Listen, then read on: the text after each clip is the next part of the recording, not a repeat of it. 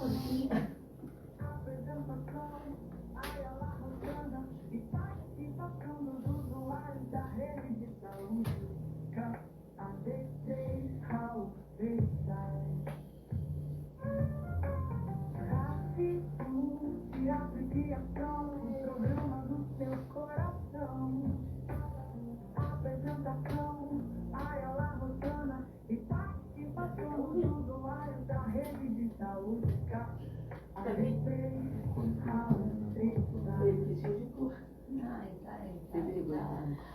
Bom dia, bom dia, bom dia aos ouvintes da Rádio Revolução, a rádio que é louca por você. Estamos aqui hoje, nesta quinta-feira, dia 14 de agosto de 2025, 10h30 da manhã, no programa Rádio, Teatro e Criação, programa do seu coração, aqui no Instituto Municipal Anísio da Silveira, no Engenho de Dentro, com a galera do CAPS, AD, 3, Raul Seixas, que também fica aqui no Quarteirão da Saúde, né? O quarteirão que tem 2 CAPS, a Clínica da Família, é um lugar de cuidado, né? Esse quarteirão, esse lugar aqui do Engenho de Dentro, um lugar muito especial. Então hoje a gente tem a Camila Menezes, que é a responsável em estar aqui trazendo essa galera pra gente, né? Aqui pro estúdio, seu João, Jaime. Oi? Luiz Antônio, Ana Paula e Emanuel. Na técnica, o nosso companheiro de todas as quintas, Luiz Borges. Acordar cedo, né, amigo? Difícil. Agradecer a minha técnica em casa, designer Caiana Lima, que é ela que faz toda a nossa divulgação. Ao nosso amigo Davi Israel, que foi quem nos apresentou a convidada de hoje. A nossa assessora de imprensa, Cláudia Mastrangelo, e dizer que a gente está muito feliz de estar recebendo aqui uma pessoa especialíssima, uma mestra, Patrícia Viana. Vou ler um pouquinho sobre a história dela para a gente começar essa entrevista, que vai ser... Já estava sendo incrível no off, né? Que ela já estava dando várias explicações, e a gente vai começar. Patrícia Viana é mestre em ensino de teatro, com ênfase em educação de jovens e adultos com múltiplas deficiências, e ela é também coordenadora nacional da diversidade e inclusão dos escoteiros do Brasil. Atua há 20 anos na Rede Municipal de Educação do Rio de Janeiro, Rede FAETEC e ISERJ. Bom dia, Patrícia. Bom dia, o prazer é meu de estar aqui participando de um projeto tão bacana, para conversar com tanta gente bacana, e todos nós somos especiais, né? Todos nós somos especiais. Todos nós temos as nossas diferenças, a nossa diversidade, mas todos nós somamos, e isso na verdade é uma troca, né? Quando a gente parte desse princípio, fica bem mais legal viver, né? Com certeza, porque na verdade é uma troca, fica parecendo, oh meu Deus, você lendo o currículo, mas na verdade a gente está aprendendo todo dia, né? Quanto mais a gente aprende, mais a gente sabe que não sabe. Sim. Né?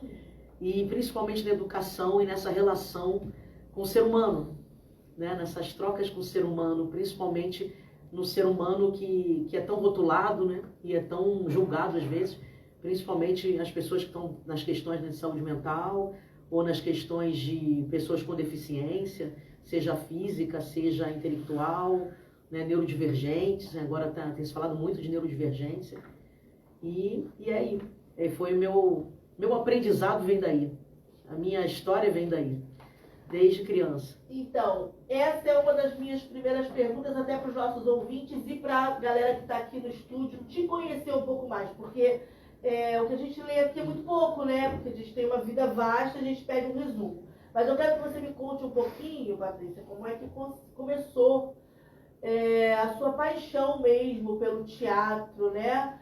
Pela arte da educação, porque você poderia ser que é muita coisa, mas uma educadora, né, de matemática, português, não, mas você foi pela vertente da arte, educar através desse lugar tão especial que é a arte, né, tanto a arte da poesia, a arte do teatro, mas você optou pela arte do teatro. Quero que você fale um pouquinho dessa história. Isso vem de uma longa data, desde criança.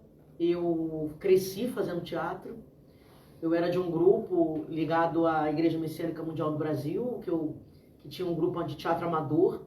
Então eu vim crescendo e me apaixonando pelo teatro até para querer fazer profissionalmente. Então aí eu fiz a minha formação como atriz, eu fiz o curso da Casa das Artes Laranjeiras, da CAL, que na minha época era um curso profissionalizante de ator, não existia universidade, hoje em dia tem universidade também. Que era em Laranjeiras. Laranjeiras ainda é.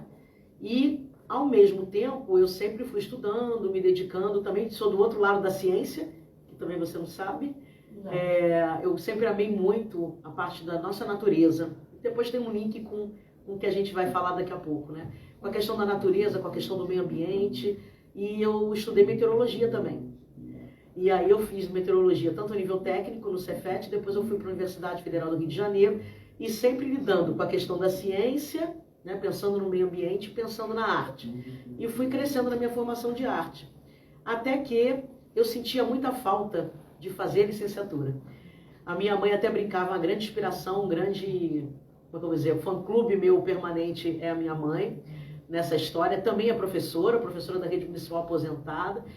E ela até brincava, vocês vão seguir como professores, né, para mim e para minha irmã. E aí acabou que eu pensei em fazer licenciatura, eu senti falta de fazer licenciatura. Porque quando a gente se apaixona pelo teatro, né, a gente vê o poder da educação, né, o poder de falar para as pessoas, né, de falar com os jovens, o poder transformador do teatro. Né? E aí eu senti falta, eu fui fazer licenciatura. Aí eu fiz a licenciatura na Unirio, em teatro, e depois o meu mestrado também foi lá. E aí foi assim, e nessa trajetória eu acabei indo por uma opção também de querer trabalhar com a rede pública de ensino. Então eu acabei entrando para a prefeitura municipal, né, para a rede de ensino da prefeitura. Mas com arte também? Como professora de teatro, os concursos sempre foram como professora de teatro. E entrei para a rede FAETEC também. E aí no município eu já estou com 26 anos, estou até quase me aposentando.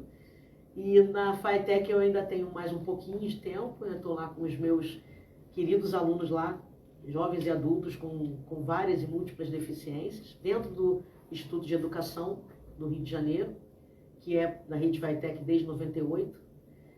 E continuei nessa trajetória. Nada é por acaso, né? Nessa minha trajetória eu fui tendo alunos incluídos nas escolas, né? Alguns alunos surdos, primeiramente, depois a gente tem... E essa questão dessa demanda dos alunos autistas foi aumentando muito, né? Foi esse grande debate de hoje em dia. E, paralelamente, nada que eu acredito, não acredito no acaso, eu acredito justamente que a gente tem um caminho, coisas que acontecem que vão, né, nos aparecendo na vida que tem um porquê. E eu também tive algumas experiências de jovens com deficiência na minha própria família.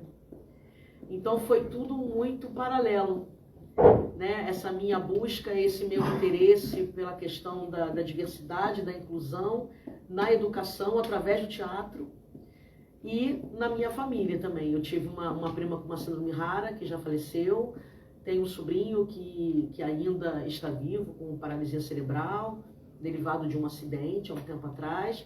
O meu filho mais velho acabou mostrando e apresentando a síndrome de Tourette, ou Tourette, que algumas pessoas falam assim. Então, tudo foi caminhando meio que em paralelo, né? A gente, tendo as experiências na vida familiar e as experiências na vida profissional. E aí fui seguindo, e como você falou, paralelo a essa questão da educação, né, através do teatro, eu também fui acompanhando a vida dos meus filhos e do meu marido, que já tinha sido escoteiro.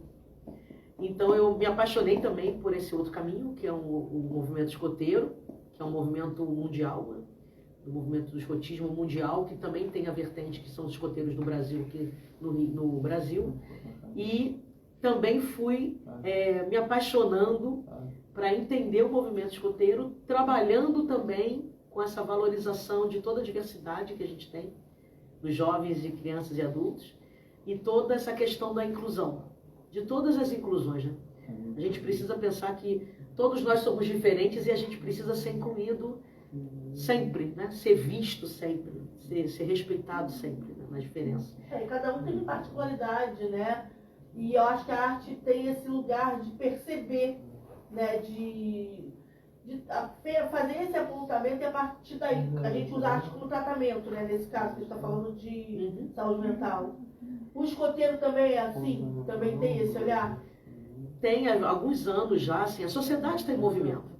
Então, a própria diretriz do movimento mundial escoteiro já veio sinalizando, a gente vem discutindo isso, na verdade, desde a Declaração Universal dos Direitos Humanos, né, em 1948. E aí várias leis, vários movimentos foram surgindo com relação à inclusão, né? O Brasil tem a Lei Brasileira de Inclusão, né, de 2015, e tem várias outras políticas, várias outras leis, tem de 2012 a questão da lei que versa sobre a questão das pessoas com autismo, tem vários outros decretos e leis com relação à comunidade surda, com relação, né, à intérprete de Libras. Então, assim, aos poucos a sociedade vai tomando mais corpo e enxergando mais essas nossas diferenças e que elas precisam ser respeitadas. Então, infelizmente, como na prática a gente não tem uma sociedade ideal, né, que ainda respeita, né, que tem toda a acessibilidade necessária para todo mundo, as leis acabam surgindo, né, nessas lacunas, né, porque a gente precisa, infelizmente, acabar tendo as leis e as políticas para que as pessoas cumpram o que deveria ser cumprido normalmente como ser humano, né? Que é tornar tudo acessível, respeitar todo mundo nas suas diferenças, né? E acho que tudo as leis vão se moldando conforme a vida vai, né? A gente vai sentindo essa necessidade, né? A gente vai brigar pelas leis, né? É muito isso. Com certeza. Né? E você estava falando dessa força, né, da arte. A arte em todos os sentidos, né? Mas como o meu caminho acabou sendo o teatro, eu fiz a formação em dança também durante um bom tempo na juventude, mas acabei optando, ficando diretamente com o teatro. Eu gosto muito do teatro musical, do teatro junto com a dança, porque todas as artes se somam. Sim. E a gente acaba tendo um trabalho muito bacana, principalmente com relação, a gente está falando das pessoas neurodivergentes ou questões de saúde mental, como o lúdico, né? E o caminho pelo viés da arte é que a gente chega ao fundo justamente nas questões mais essenciais de cada um, né? No que realmente a pessoa está precisando explorar, colocar para fora, ou se encontrar como ser humano também, através da arte. Você fala, você, por exemplo, acabou de citar que gosta do teatro musical, né, desse teatro que associa todas as nossas possibilidades, né? Porque hoje a gente entende que é múltiplo, né? Mas antes, quando eu comecei a fazer teatro, que eu sou atriz, a gente fazia um teatro de palco, né? Uma coisa que a gente não se preocupava, a gente se preocupava assim, com o corpo, na atuação, né? O exercício da interpretação, da boa leitura do texto, mas a gente não tinha grandes profissionais assim como hoje, de associar o ator ao dançarino, ao cantor, e hoje é muito cobrado isso até pelo teatro musical. Uhum. Você sente muito essa diferença, né, dessa época para hoje? Eu sim, comecei a sentir isso mais ou menos, deve ter uns 15 anos para cá, e também não era uma tradição brasileira. Sim. O Brasil tinha essa tradição, veio do grande teatro, né? Tivemos até teatro de revista, que foi muito bacana, muito importante na década de 20, 30, né?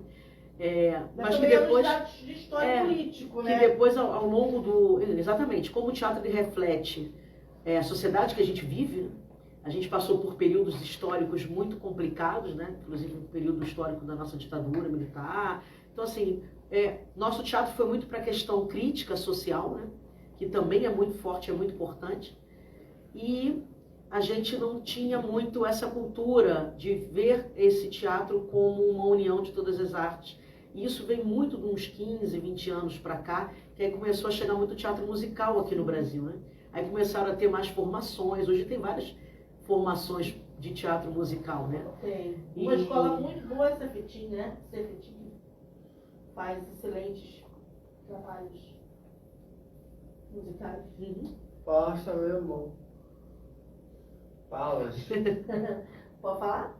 Continua. Não, pode falar. Não, então, e aí o teatro vem de fora, né? Traz toda essa experiência pra gente. E hoje a gente vê os jovens se preocupando muito, né, em desenvolver o canto, em procurar, fazer uma aula de instrumentalização também, que hoje tocar também é importante, não só cantar. E aí eu te pergunto, você usa esses artifícios também dentro das suas aulas para os seus divergentes, né? Com certeza. Então a gente trabalha muito, eu sempre trabalhei muito com eles, essa questão das múltiplas linguagens, porque para cada um, às vezes o caminho da arte toca de uma forma, né? Para alguns abre pela questão da música, para outros abrem a questão, né, da própria interpretação nesse de se colocar no lugar do outro, tanto que existe, né, o próprio trabalho do Boal, que era um trabalho muito bacana do Teatro do Oprimido, que assim, trabalhei muito com adolescentes também desse caminho na rede pública, não na questão dos adolescentes neurodivergentes, mas na questão do ensino regular, digamos assim, com os adolescentes, né, e apresentando também leques, assim, porque às vezes a gente tem também uma discriminação no nosso país, às vezes tem um olhar muito complicado para a cultura erudita, digamos assim, né? Precisamos trabalhar a nossa cultura e ao mesmo tempo tem uma visão, de um lado, de não oferecer uma cultura colocada como erudita ou mais, né, elitizada, digamos assim, pensar por acaso na música clássica, ou no teatro que não é muito de praxe no Brasil. E existe também as outras vertentes que falam, não, a gente precisa trabalhar todos os leques, porque aí como é que a gente também tem uma opção de escolha, ou como é que a gente dá esse conteúdo todo para os jovens, ou para os nossos alunos, ou para quem quer que seja, se a pessoa não conhece.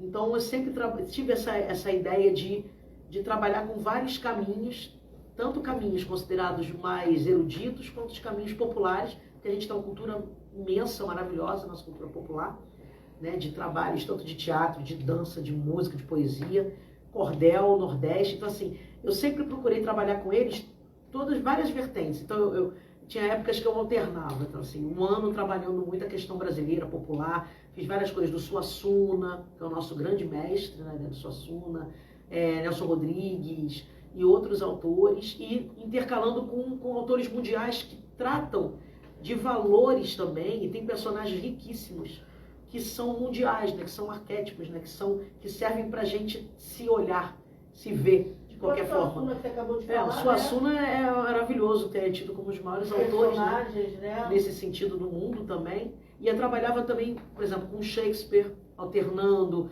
porque tem personagens que também as pessoas se identificam porque falam enquanto pessoas, né, eles passam valores que nós sentimos, independente de ser na Inglaterra, de ser no século XVI, XIV, XV.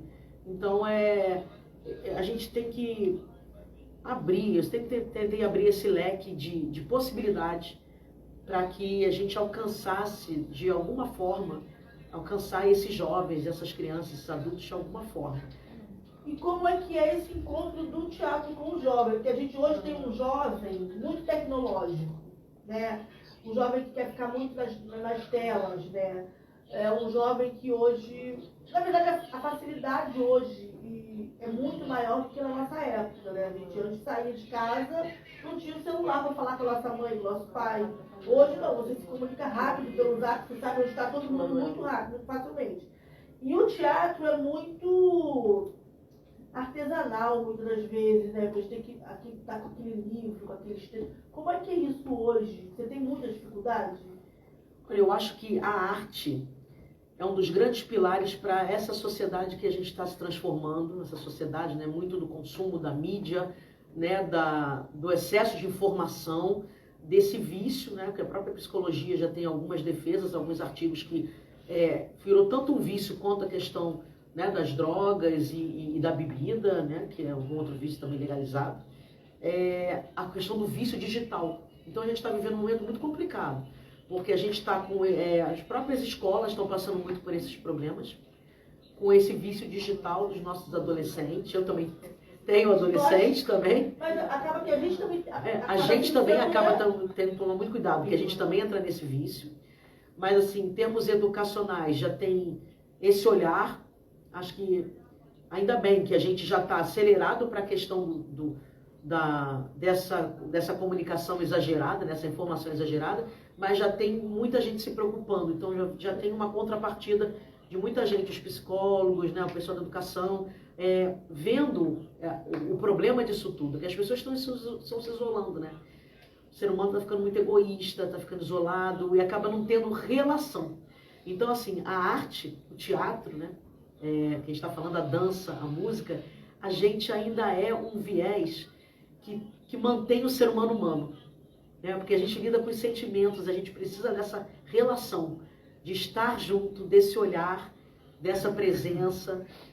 Então, assim, até no nível de educação nas escolas, a gente acaba sendo ainda meio que uma tábua de salvação desses momentos para que eles respirem ainda como seres humanos, como jovens, como adultos, como crianças, fora dessa tecnologia exagerada, fora do telefone. E esse caminho é muito bom, porque a gente precisa continuar trabalhando essa nossa humanidade sensível na prática. Aí eu te pergunto, né, como que nós que fazemos teatro, a gente tem uma necessidade muito real do toque, né, da conversa. E às vezes eu fico pensando como, por exemplo, o papel está acabando, né, a gente não quer mais escrever no papel, a gente escreve na tela. Escreve no celular, guarda no computador, lê pelo computador. Você não tem receio que esse contato acabe, que a gente acabe se tornando essa pessoa muito tecnológica de só se falar? Tem gente que não gosta mais que liguem para elas, né? Não gosto que me liguem, gosto que falem comigo no Zap. Você não tem receio da gente perder esse lugar? Eu tenho receio, ao mesmo tempo eu tenho uma esperança muito grande, porque a arte ela é revolucionária. Né? A arte sempre é de luta, sempre é resistência. Então essa palavra acho que é muito importante. Os artistas sempre são né, a banda da resistência. Então, como foi em vários momentos obscuros que a gente passou na sociedade, né, ao longo do tempo, se a gente for observando tudo que a gente já passou, inclusive aqui no Brasil, a gente sempre foi resistência e sempre foi esse mecanismo de mostrar que o ser humano existe, dessa humanidade, dessa sensibilidade, para que a gente tenha esse pé no chão de não sucumbir às máquinas. A gente tem tantos filmes falando sobre isso que me deixam também muito assustada, né? Com relação a essa questão de domínio de máquinas. E uma coisa muito importante, essa discussão, você lembrou, sobre o que o ser humano faz com a tecnologia. O Cortella, né, o grande professor Sérgio Cortella, ele fala uma coisa muito bacana. Ele fala que o problema não é a questão do desenvolvimento da máquina, né, da inteligência artificial, etc. É a gente não deixar que ela nos domine. Então, se o ser humano continuar tendo, né, clareza, bom senso, ética, que a gente precisa pensar muito no que a gente está fazendo do uso dessas máquinas. Né? Teve uma discussão muito grande essa semana com relação, inclusive, a outras coisas muito tóxicas por aí que a gente vê que existem nessa grande rede mundial que usa a tecnologia, que usa a internet. Existe muita coisa para o bem e, infelizmente, muitos caminhos ruins. Né? Como tem essa semana que a gente teve uma grande discussão com relação ao uso, né, de pessoas da internet, inclusive para questões muito, muito complicadas, como racismo, pedofilia, né, como essa questão de preconceito à própria diversidade. Né? Então a gente tem que continuar lutando nessa resistência de mostrar o caminho bom, digamos assim, da ética, né? Dessa humanidade que a gente consegue pela arte também. Porque quando você fala da discussão pelas redes, do racismo, eu tenho a sensação que as pessoas usam esse lugar, elas se escondem, né? Acreditando que nunca vão ser achadas, e por isso elas reverberam os sentimentos escondidos, mais obscuros, né? Mas hoje a gente sabe que se acha, a gente sabe que a internet não é uma terra sem lei totalmente, né? E a gente está nesse lugar de regulamentação da internet justamente para que a gente tenha leis funcionais e para que as pessoas não sofram. Você, como educadora, é a favor dessa regulamentação? Com certeza, eu acho que sim. A gente precisa pensar em ética. Existem muitos caminhos e, infelizmente, que as pessoas seguem dizendo que, se escondendo atrás de uma verdade, por exemplo, a nossa própria Constituição, quando fala sobre liberdade de expressão.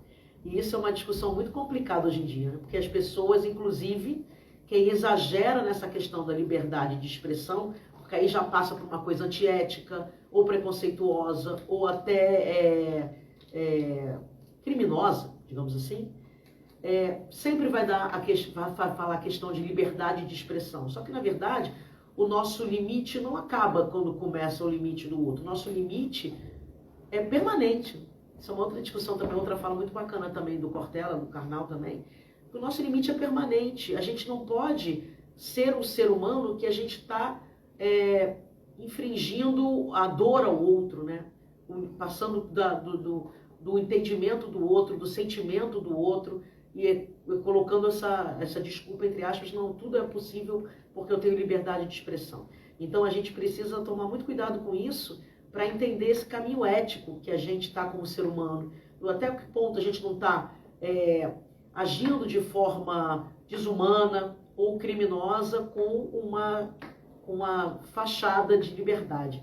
A liberdade é justamente muito maior do que só a gente falar, né? A gente tem uma responsabilidade, acho que a palavra é essa, né? Os influenciadores, nós educadores, a gente tem uma grande responsabilidade, que é essa responsabilidade de levar esse caminho que trabalhe essa ética, esse respeito humano, né? Esse respeito às diferenças, a inclusão de todos, e não um caminho que vá contra isso, né? Com esse aparente discurso de que a liberdade de expressão. A gente tem que tomar muito cuidado com isso. As pessoas confundem, né? Por exemplo, você como artista e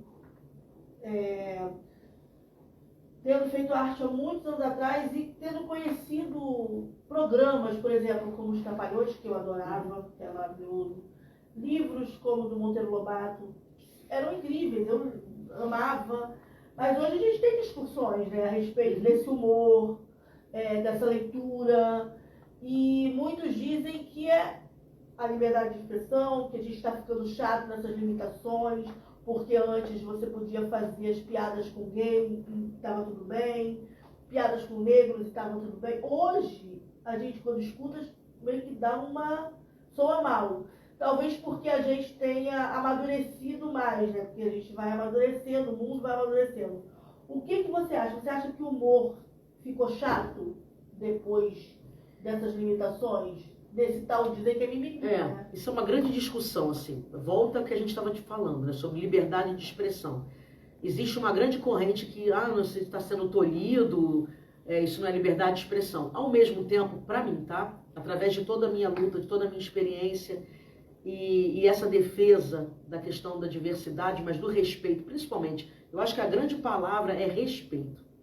Respeito ao próximo, empatia. Porque a partir do momento que se coloca no lugar do outro, você vai ver, tanto na educação, quanto na arte, quanto na vida em geral, né, no cotidiano, você não gostaria que fizessem com você o que de repente você faz com o outro. Só que infelizmente muita gente não entende e nem pensa isso, né? Acaba esquecendo disso. Então, para mim, toda essa discussão com relação não pode mais ter as marchinhas tais, né? As marchinhas de carnaval também. Sim, que eram muito. Bem assim, né? Preconceituosas, né? Racistas também, homofóbicas. Então, assim, era uma outra sociedade, como você falou.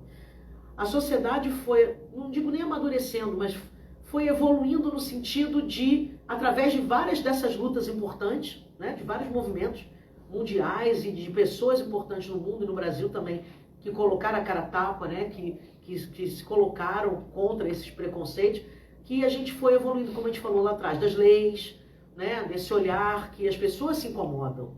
Você não deve passar nessa questão de estar desrespeitando o sentimento do outro, né?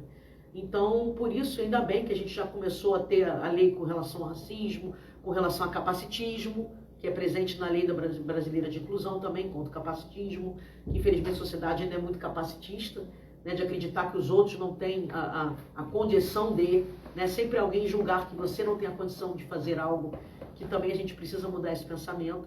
Então, para mim, essa discussão não é um mimimi, para mim ela está em xeque, está em dia, e a gente, justamente por causa desse entendimento de que a gente estava desrespeitando as pessoas, quando a gente faz músicas, piadas capacitistas, racistas, homofóbicas, né? A gente está ultrapassando o limite, né? De você estar... Quando você... É que nem o bullying discutido na escola. Quando você ultrapassa um limite, que você incomoda o outro ser humano, você está, né, desrespeitando, e você gera uma grande tristeza, né? Você está fazendo um outro ser humano entrar em sofrimento, já não é mais um caminho certo. Não é mais engraçado, né? Já incomoda, porque eu sempre penso nessa questão, né? Todo mundo está passivo de fazer uma brincadeira sem graça, sem querer, ok. Mas quando você tem um limite, a pessoa fala, não estou gostando, e você continua, você está sabendo que você está agredindo e você continua fazendo. Então, eu já parto do princípio que a pessoa está fazendo porque ela tem entendimento que ela quer fazer e ela quer agredir, né? Então, eu acho que concordo plenamente com você, né? A gente precisa das leis, a gente precisa desse entendimento, a gente precisa se educar a entender. É difícil, né, você educar os adultos, até da nossa geração, que compreendem assim, não, eu sempre fiz isso, por que não posso fazer? O mundo tá chato. Não, que bom que o mundo tá chato, né? Porque você não se incomoda, mas você incomoda o outro. A partir do momento que você incomoda o outro, você tem que se repensar, né? E daí, tantas coisas que surgiram e que agora estão em alta da saúde mental, né? Sim. Porque há tanto tempo, tantas ações contra o outro, né, eram cometidas sem serem, pelo menos, analisadas, ou sem gerar uma reflexão. Não digo nem chegar na questão legal, né, na questão jurídica, de você efetivamente ser preso, mas assim, tanto tempo a sociedade, né, nesse sentido, magoando o outro, né, tornando o outro menor, né, prejudicando a autoestima, que a gente foi tendo tantas questões de saúde mental, que ainda bem que de algum tempo para cá a gente já vem com esse olhar de que a gente precisa entender as pessoas, cada um da sua forma, cada um com as questões que está passando, que muitas vezes a gente não entende, e precisa se colocar no lugar do outro para entender por que a pessoa está passando por aquilo, está naquele estágio, está dependendo, precisando de uma ajuda, precisando de um colo, precisando de uma conversa, precisando de uma terapia, precisando, né, do afeto. O ser humano perdeu muito tempo essa questão do afeto, né, da empatia. A liberdade de expressão ela tem que existir, desde que seja de uma forma correta. Sim, com certeza. Entendeu? Quer perguntar aqui? Vem aqui. Não. Eu só quis falar isso. Não, a liberdade de expressão, ela precisa existir, é um direito, né, da gente ter a nossa liberdade. Mas eu acho também que quando a gente tem a liberdade de expressão para falar tudo o que a gente quer, sem medir o que vai reverberar no outro, a gente tem que entender que existe também a lei, né? Pois é. Foi o que eu falei, desde que seja de uma forma correta. Você não humilhar uma pessoa, Sim. não tratar mal, Sim, você dá a sua opinião, debochar a pessoa, né? Sem ultrapassar limites, né? Com certeza, críticas construtivas são sempre bem-vindas. O que a gente estava discutindo é essa questão quando você usa dessa fala da liberdade de expressão e você já passa para outro limite. Que aí você vai ter falas que hoje em dia já são consideradas crime. Por exemplo, você usar sua liberdade de expressão para você cometer uma fala, uma atitude racista, ou uma atitude homofóbica, ou uma atitude, né, capacitista com o outro, já gordofóbica, etarista, né, questão da idade também. Todas essas discriminações, as pessoas precisavam, infelizmente a gente não tem um filtro, e muitas pessoas estão achando que é legal nos dois sentidos, da lei, e é legal de ser bom, ou de ser engraçado, ou de eu poder falar o que eu quiser sobre o outro. E não é. E também a partir do momento que a gente não entende isso, não tem as nossas leis, e também não tem a execução, né? Que a gente também não adianta a gente ter as nossas leis, mas elas serem cumpridas contra as pessoas que estão cometendo, né, esses excessos, a sociedade, a gente viraria o quê? Uma sociedade sem ordem, né? Já pensou se todos magoassem a todos? Ou se, não gostei de você não, vou lá e dou um tiro. Infelizmente a gente teve um caso essa semana, né? De um rapaz que teve uma discussão com outro cidadão de bem que estava trabalhando, que era um profissional da Conlurb, e foi lá e, não gostei de você, discuto com você e vou atirar no outro. Então, assim, a gente tem que tomar muito cuidado para a gente não entrar nesse nível, né, nessa forma de sociedade que a gente já vem durante muitos anos, até séculos, trabalhando para que a gente tenha essa civilidade, né? O que é civilidade? É você conviver com o outro assim, sem você ultrapassar o limite do outro, sem você magoar o outro e sem você cometer crimes. Né? A liberdade dentro de um padrão correto, entendeu? Exatamente. Mas sem ofensa, entendeu? Porque aí você já não é... Já deixa de ser uma liberdade de expressão, já chega a ser uma ofensa. Uhum. Você chama um cara só porque ele é negro, você chama o cara de macaco, isso aí correto. Isso não é nem liberdade de expressão mais, isso é crime. Já é crime. Entendeu? Já passou do lugar de liberdade, você já extrapolou o limite, né? E aí... Só que eu falei, a liberdade de uma forma correta, a liberdade de expressão de uma forma correta, não uma liberdade maléfica, entendeu? Sim. Com a intenção de humilhar o próximo, humilhar uma pessoa que é negra, que tem muita gente racismo, infelizmente ainda existe racismo no Brasil. Muito! Pois A é. todo momento, se você abrir a internet, por exemplo, que hoje a gente tem, né, esse canal, você vai ver histórias de pessoas... O racismo no Brasil é um lugar muito forte porque o nosso país sempre foi muito racista, né? Mas, através de leis, né, dessa discussão, hoje ele existe, mas a gente sabe que também existe a lei. E hoje a pessoa sofre o racismo, ela vai direto para a delegacia, ela consegue se defender, né? O que antes era complicado, né? E aí eu entro numa questão muito bacana, que a gente está falando de liberdade de expressão, de direito de fala, desses locais que a gente pode estar convivendo. E aqui é um lugar, e a gente sabe mais do que ninguém, o quanto a gente sofre preconceito por estar em tratamento, não é verdade? Por estar dentro de um hospital, que é um hospital que antes era considerado como um hospital de maluco, hoje é um instituto que funciona com muita arte, né? E a gente sabe o quanto a gente sofre preconceito por isso, né? O quanto as pessoas não querem estar perto da gente, né? Vou andar perto, até para trazer as pessoas aqui pro programa, Patrícia, é difícil. Porque, infelizmente, né? Essa mentalidade evolui esse muito mais. contato, muita gente não, infelizmente, tem gente que não quer ter.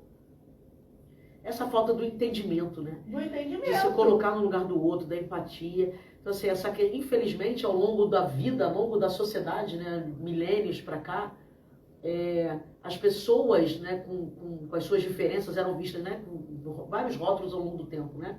Os loucos, os débeis mentais, né, os endemoniados, já teve época assim, né? Infelizmente, na sociedade. Os endemoniados, né? Infelizmente, hoje em dia, a gente ainda ouve alguns absurdos assim, né?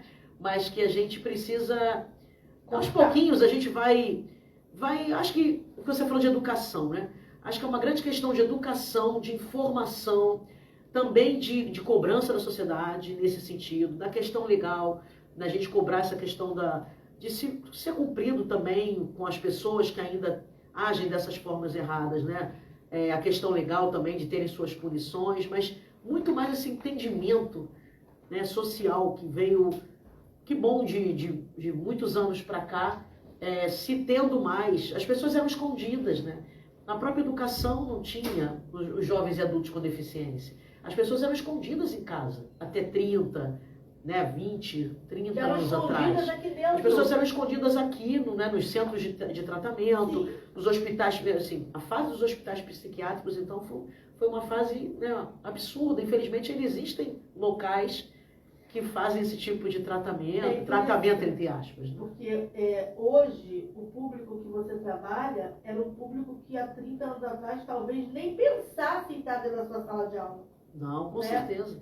A gente tem hoje em dia adultos com deficiência intelectual, com autismo, chegando nas escolas. A demanda tem sido cada vez maior na educação de jovens e adultos. Nos últimos 10 anos, eu trabalhei nas 10 escolas especiais da rede municipal, né, de ensino, que era a Escola Especial Municipal Francisco de Castro, que é uma referência no ensino, né, e a gente tem educação de jovens e adultos lá. As escolas especiais começaram a abrir essa mentalidade da década de 70 para cá, ela veio abrindo, né? Começou com a integração, né, de inserir as pessoas com deficiência nos espaços e na educação também. Então começou a ter as escolas especiais, né, desses 30 e poucos anos para cá, que é uma grande discussão hoje em dia também.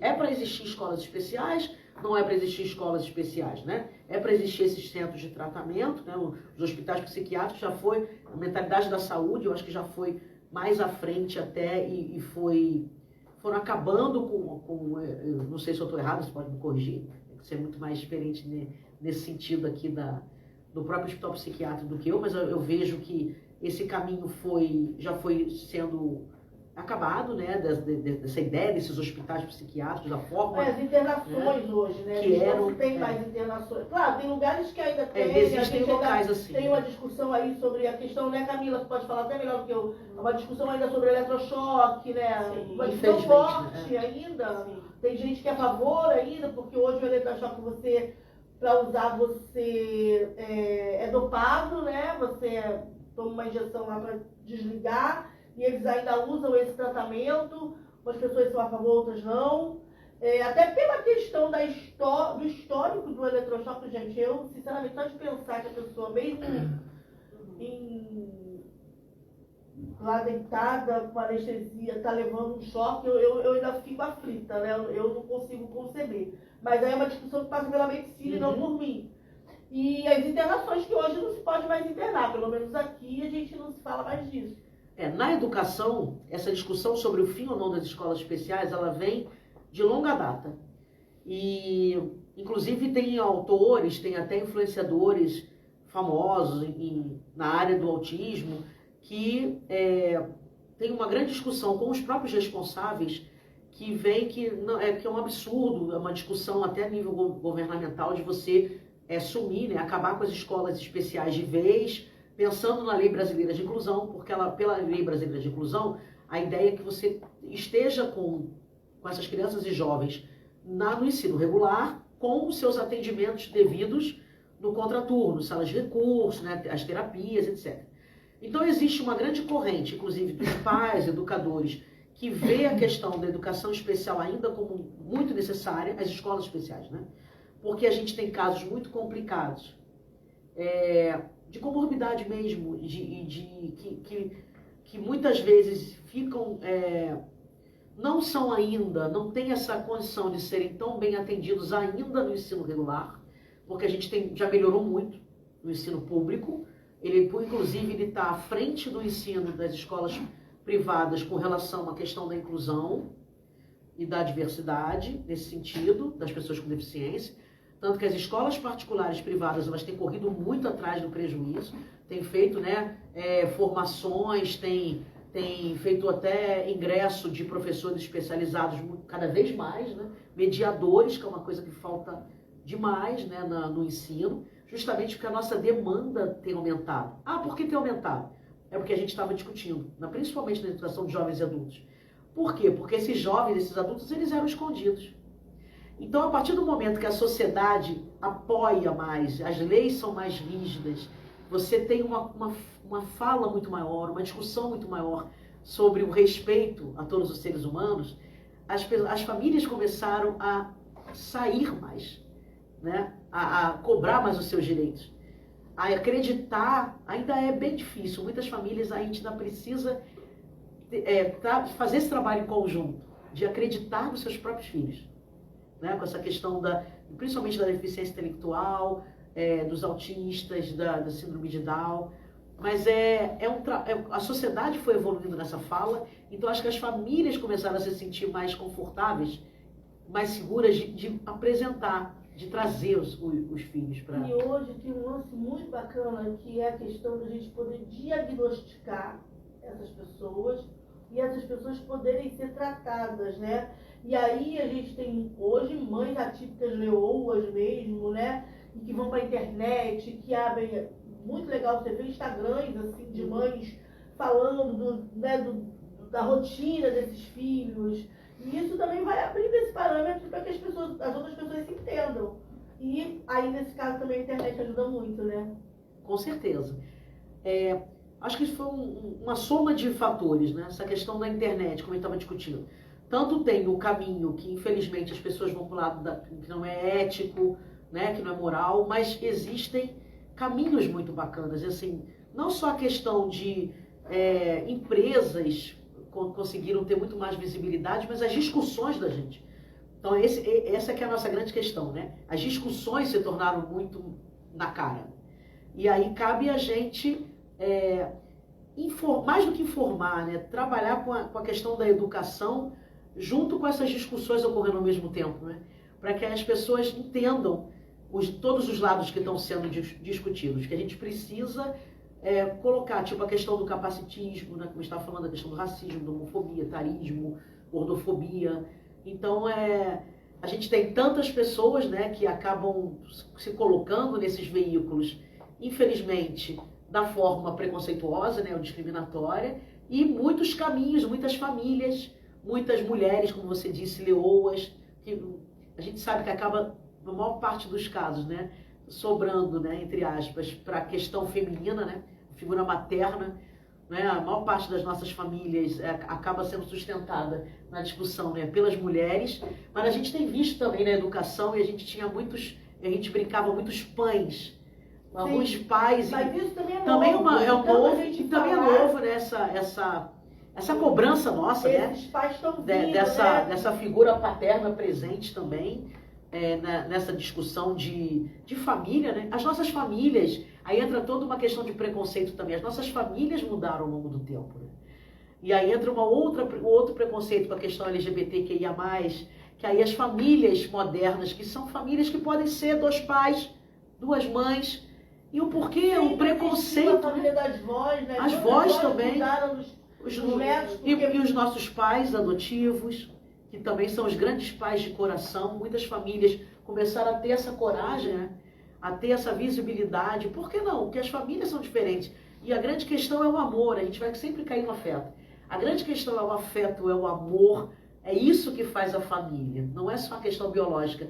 E a gente passa, né, e a gente sabe quantas famílias a gente tem, né, destruídas ou não formadas como a gente queria, né, que tem uma distância às vezes desse pai biológico, dessa mãe biológica ou dessa avó, mas também tem um grande amigo que se torna um grande pai, um grande líder, um grande mestre pra gente na vida também, uma entidade como esse projeto de vocês que é muito bacana, que fomente assim essa discussão e esse afeto, essa visibilidade, né, para as pessoas que são atendidas nos CAPS e tantas outras instituições que a gente tem, nas escolas também especiais. Então assim, essa união, né, essa visibilidade, essa força que é muito bacana, que a gente precisa manter unida para que a gente coloque as pessoas sejam visíveis, né? E para que também as pessoas se sintam confortáveis de estar, né? De ir para esses lugares. Né? Porque antigamente as pessoas nem saíam de casa, porque elas não eram bem recebidas. E hoje a gente tem a escola especial, né? A gente tem CAPS, a gente tem institutos como esse. A gente pode falar também que a gente tem lá a Colônia, em Jacarepaguá, que é maravilhosa, né? Tem lugares incríveis. E aí, gente, alguém quer perguntar? Olha, faltam 10 minutos para o programa acabar. E vocês não levantaram um dedinho para me ajudar. Sobre isso. É porque tá tão explicativo. Tá tão explicativo que não tem uma... Ana Paula, para. Tô Desculpa, falando Patrícia, sério. mas é porque essa gente é muito estranha. Tô falando sério, ela tá Quer perguntar alguma coisa? explicativa. Mas vem aqui falar, Ana Paula. A Ana Paula tem uma história de vida muito legal, muito bacana, e ela sempre tem perguntas boas. Eu gosto de estimular que eles também participem, né? Não vai? Ó, vou ficando, Patrícia. Hoje tá difícil tirar leite de pedra. Tem alguma pergunta, Luiz? Não. Luiz dormiu? Luiz? 3, 4, 5. Nada não. Então, Patrícia, voltando para cá. Eu quero saber o seguinte, a realidade da inclusão na rede pública, a gente está falando disso o tempo todo, mas eu quero saber se a sala de aula, o que ela precisa para estar preparada. Estou falando da convencional, tá? Não é as escolas especiais. Porque as especiais, ela já tem até o nome, né? Diz que está bem preparada para receber os autistas, acredito eu. Mas a rede pública em si, a gente vê tanta reclamação de mães falando, a gente teve essa semana na internet uma reunião de pais e mães reclamando que tinha uma criança autista que era muito violenta e que ela estava colocando em risco a vida de outras crianças dentro da escola. E aí eu fiquei assim, meu Deus, porque talvez não tenham ainda professores preparados para receber essa criança, né, profissionais preparados, e não porque os profissionais que estejam lá não sejam bons. Porque você precisa passar por uma demanda de preparação para atender essas crianças. Como é que você acha que está a escola hoje? O que ela precisa? Eu acho que é uma série de fatores, assim. Eu acho que precisa um entendimento da sociedade, inclusive acredito eu, que é uma união de setores, assim. A gente precisa ter um entendimento, vamos supor, da parte jurídica, vamos supor, os nossos juízes, todo acompanhamento que tem com relação aos nossos jovens, né? Principalmente os jovens de medida socioeducativa, ou os jovens que estão passando por alguma terapia, né? Em algumas instituições, e são colocados na escola, seja especial ou no regular. Acho que precisa ter um maior entendimento sobre a dificuldade desses jovens ou dessas pessoas, o momento que eles estão, se de repente é um momento de estar naquele momento do seu tratamento, talvez, né, isso é uma grande discussão, inserido na escola naquele momento, ou se aquele momento ainda é um momento apenas de tratamento.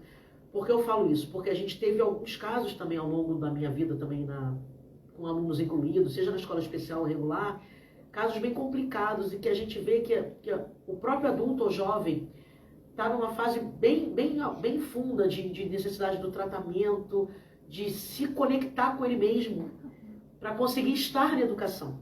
Acho que a discussão é essa. E aí a gente, às vezes, tem uma questão de juizado que inserem e faça-se cumprir, né? Tem que estar inserido na escola, o jovem, o adulto tal, e às vezes não entende, talvez ter uma conversa multidisciplinar, que existe. A gente já teve vários momentos junto com a questão da saúde, com essas instituições, para conversar, para ver como é que está o jovem, como é que está o adulto, mas talvez um entendimento maior, um trabalho maior ainda, multidisciplinar, para que essa discussão seja ampliada sobre que momento, de repente, esses casos mais complicados deveriam estar na educação efetivamente, porque pode talvez até se atingir e está oferecendo esse risco, como a discussão da outra mãe na escola, seja uma escola especial ou regular, dependendo do caso. E, ao mesmo tempo, tem a questão da inclusão mesmo, da nossa defesa de que precisa estar também na escola.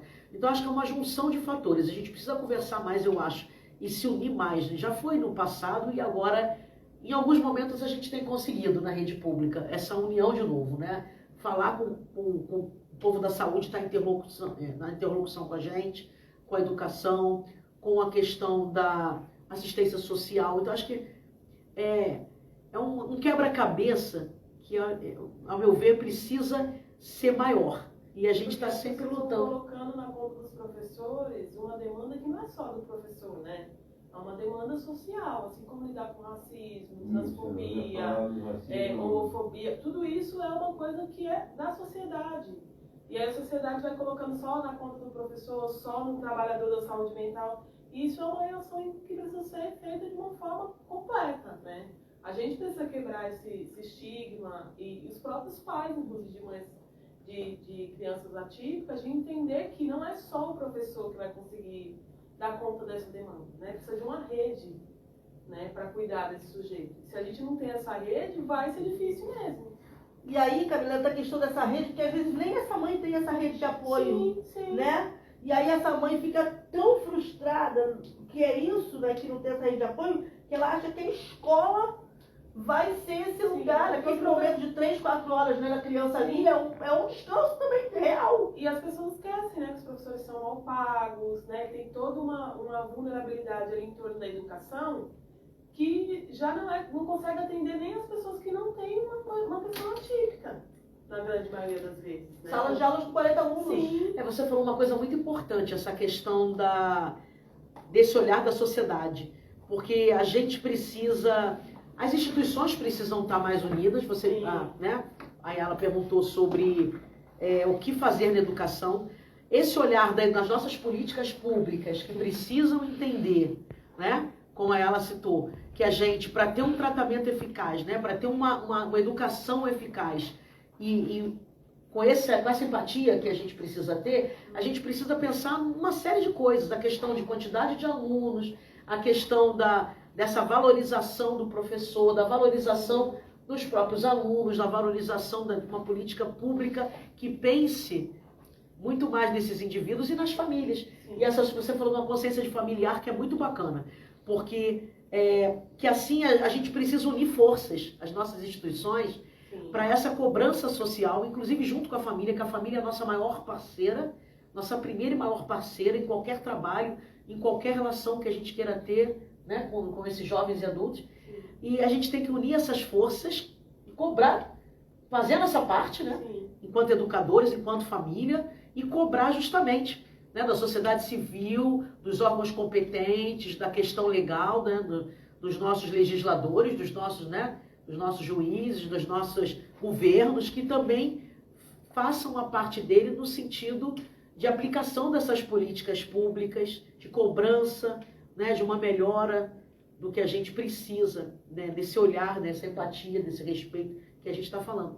Aí, bom dia, né? Meu nome é Ana Paula. Uma curiosidade minha, eu acho que acredito de outros também.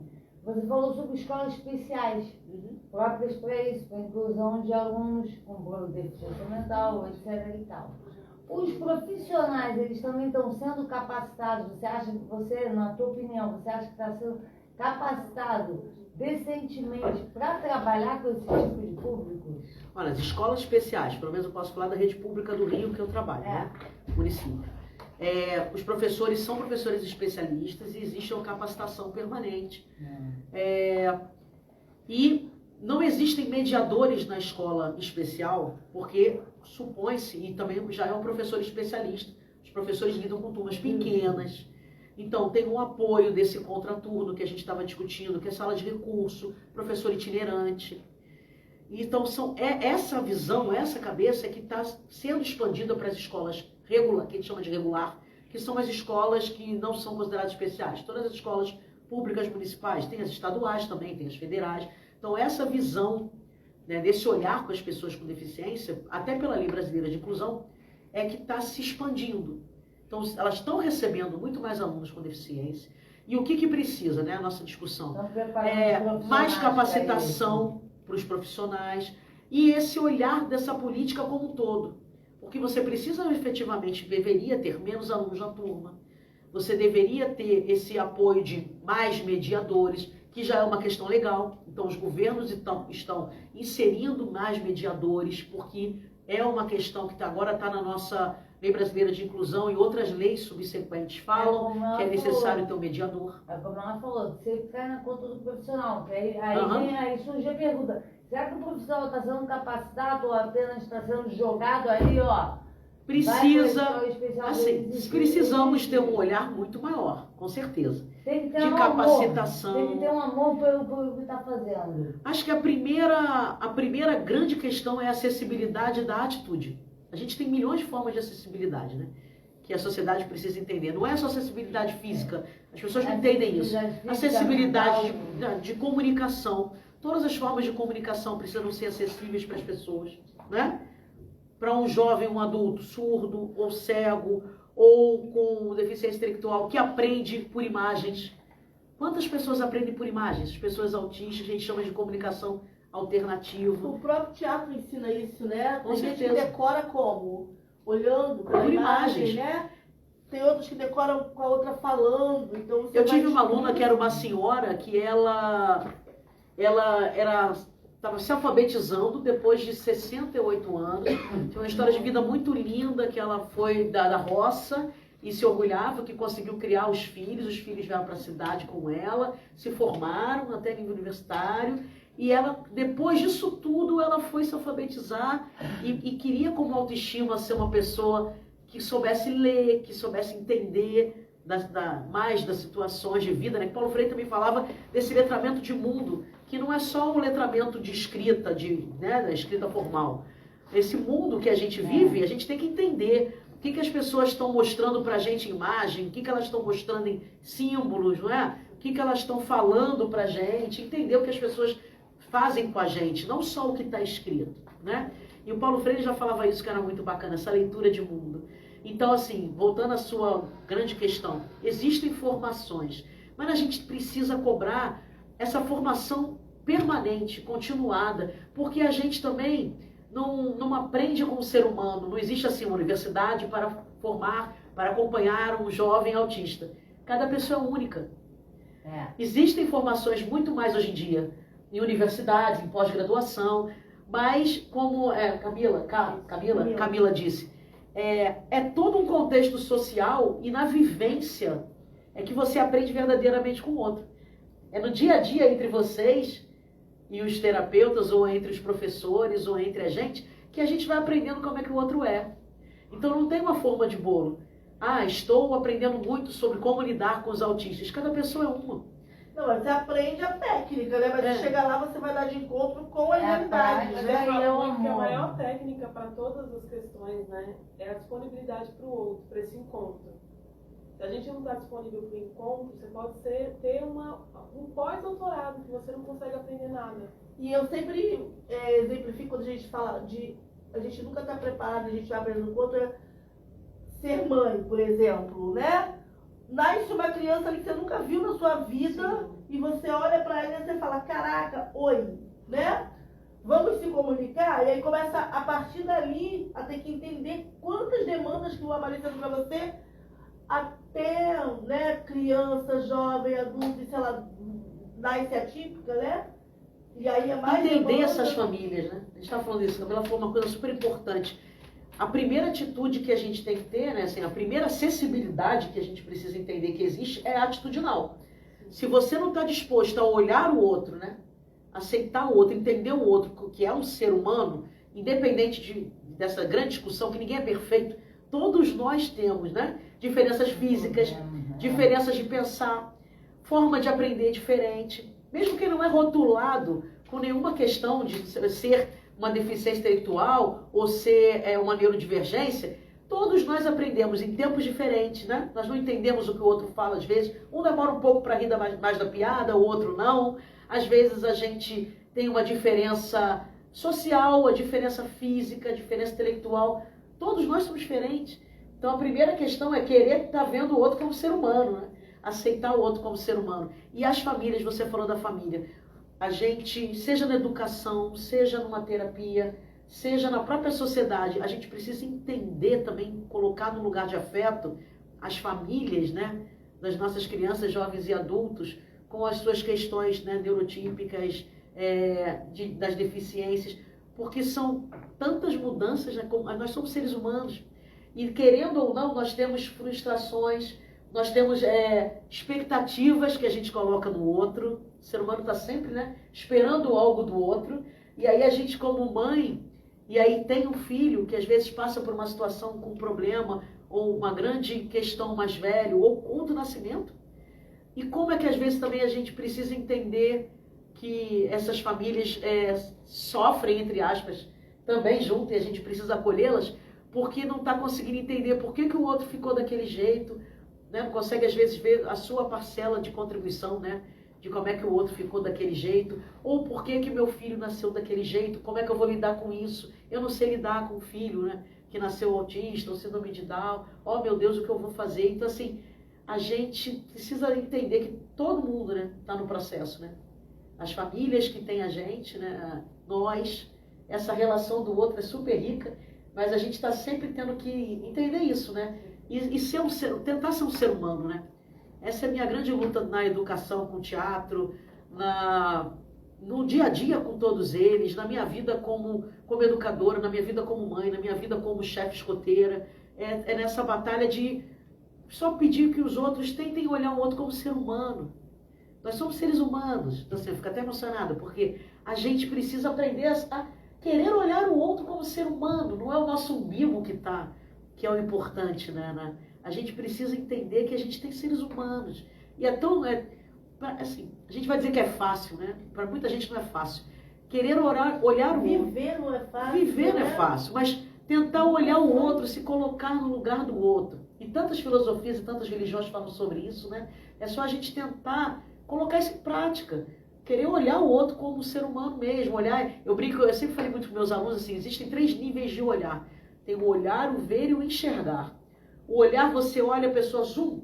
Eu até brincava com eles, adolescentes, não tem essa história de ficar com um monte de gente, vai lá numa festa, tá namorando, ficou com um monte de gente, nem olhou para a pessoa que está na sua frente. Seria um nível mais raso, digamos Nem assim. perguntou o nome. Aí nem tentou ver. Ver você, pelo menos, você para você ver o outro, né? E o enxergar é muito maior. É quando você tem efetivamente a preocupação como ser humano de estar enxergando o outro como ele é. De verdade.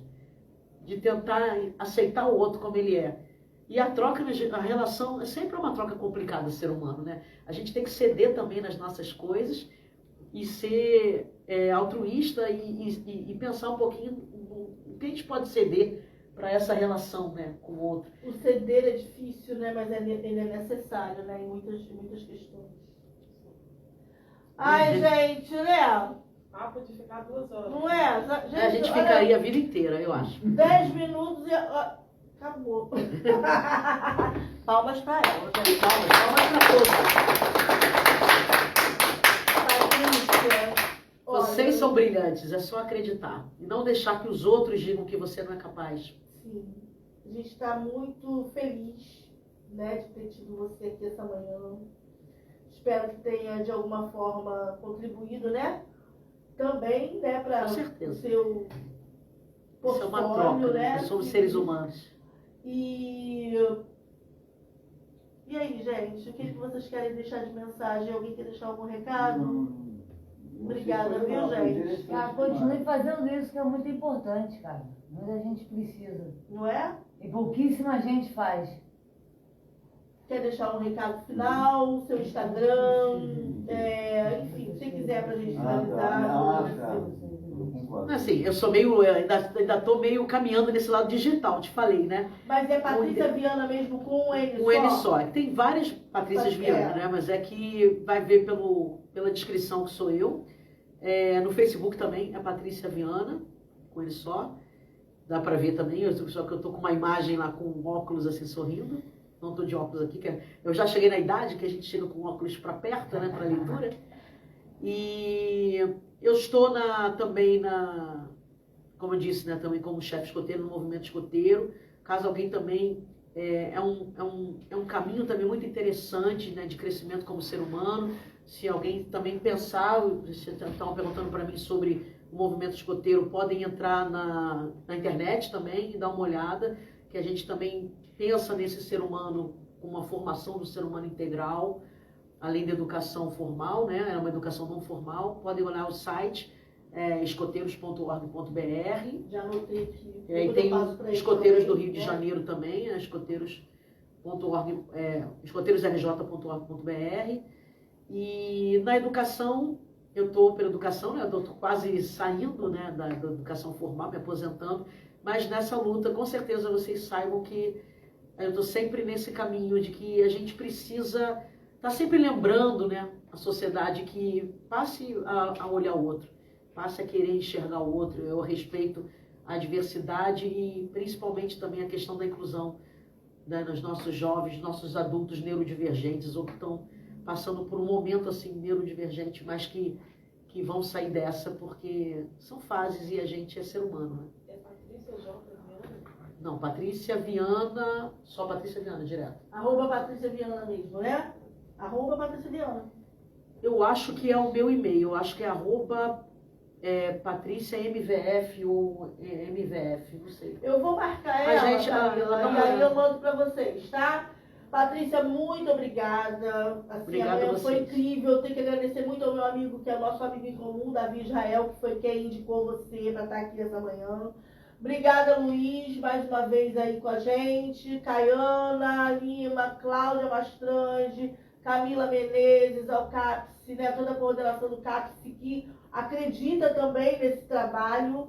Eu sou uma voluntária do CAPS, uma voluntária aqui da rádio. O voluntariado também é um lugar muito especial, né, que abre um portal energético para a nossa vida, né? De inúmeras possibilidades. E estar aqui para mim é sempre um grande presente. Então, obrigada por ter vindo a esse momento especial. Obrigada a você, foi um prazer. Obrigada, gente. Até semana que